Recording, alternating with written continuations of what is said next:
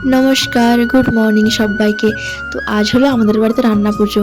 এই দিনটাই ছোটোবেলায় কত আনন্দ করেছি, তো এখন আর সেই আনন্দটা নেই যত বড় হচ্ছি।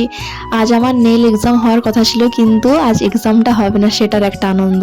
আমার রান্না পুজো বলে আমার একটুও ভালো লাগছিল না যে এক্সাম চলে যাবো রান্না পুজো বাড়িতে।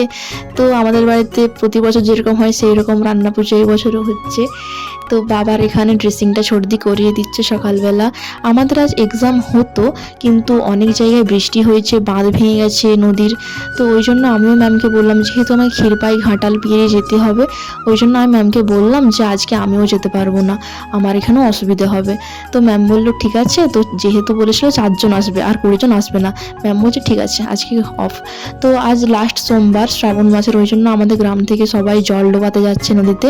আমাদের গ্রামে যে শিব মন্দিরটা আছে ওখানে এসে জল ঢালবে সবাই। তো আমরা যাইনি, আমাদের যেহেতু রান্না। তো ছাদে চলে এসে ছাদে এসে দেখছিলাম বৃষ্টি হচ্ছে। এই 9 o'clock 10 o'clock, যেটা 10টা মণি বাংলায় বলে, 9টা মণি 10টা মণি, এত সুন্দর ফুটেছিল ফুলগুলো কি বলবো। তারপর এখানে কাকিমা রান্না করছে। আজ তো উনুনে রান্না করতে হয়, গ্যাসেও রান্না করেছিল। এটা চিংড়ি আলু পোস্ত হচ্ছে। এখানে মাছের ঝোল হয়েছিল, বাঁধাকপির ঘন্ট, চিংড়ি আলু পোস্ত, আর একটা তরকারি, 7-8 রকমের ভাজা, চাটনি, ডাল, মাছ ভাজা। আর কালকে সারাদিনের জন্য রাত্রে রান্না করাতে হবে, কারণ কালকেই আমাদের অরন্ধন উৎসব। তো এখন আমি ভাত খাই, টাটা।